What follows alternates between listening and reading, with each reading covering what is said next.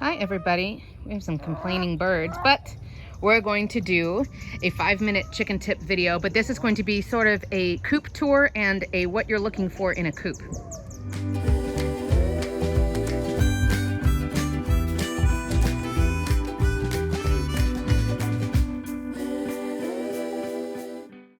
So I'm going to jump right into the content here. I am linking up here the link for the full coop review. This is the Omaha Coop by the Rugged Ranch is the company. I apologize for the plane sound. And some of you guys have asked, you know, what is in a coop? Like what does a chicken coop need if I want to build one from scratch?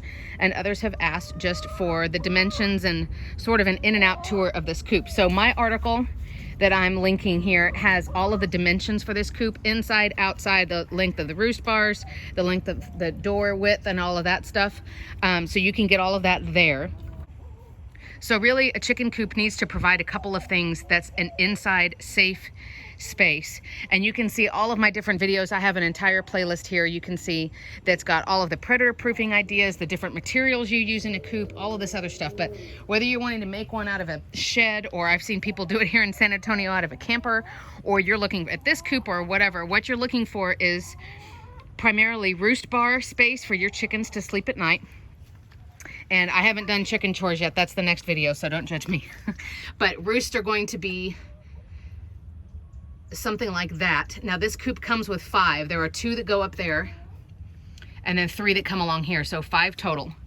We just don't have enough chickens to need all of those bars, and of course they want to go, because of instinct, they want to go as high up off the ground as they can. So they actually will be up there, and then it's because they poop in their sleep, they're pooping down here on the other bars at night, so we removed those. But a good chicken coop needs to be just a good balance of circulation and ventilation, but also being insulated against the elements. It needs to have roost bars for them. You need to have nesting boxes for your hens, although I'll do a separate video about nesting boxes because you don't really need that many. I mean, this 4 nesting boxes would literally be enough for 20 or 30 chickens. And I'll teach you more about that in the coming weeks, but they like to sit on each other's eggs. They don't like to each have their own space. It's not like going to a public bathroom.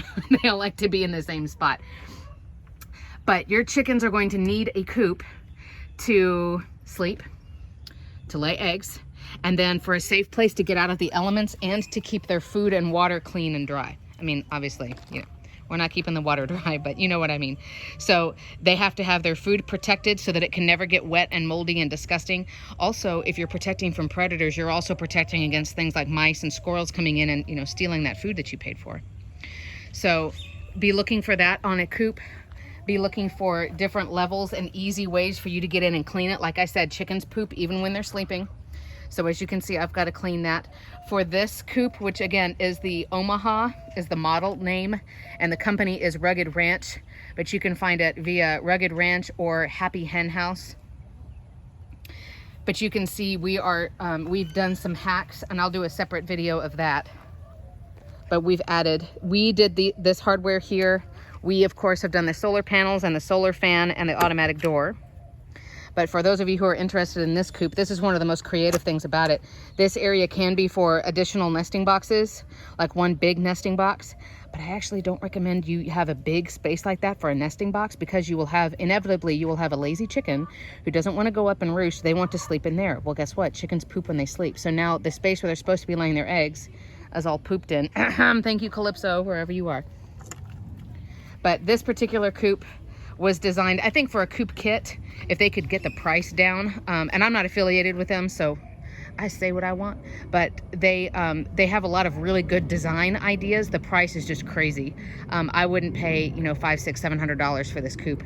But it has that first level that offers shelter, and as you can see, it's plenty big for food and water.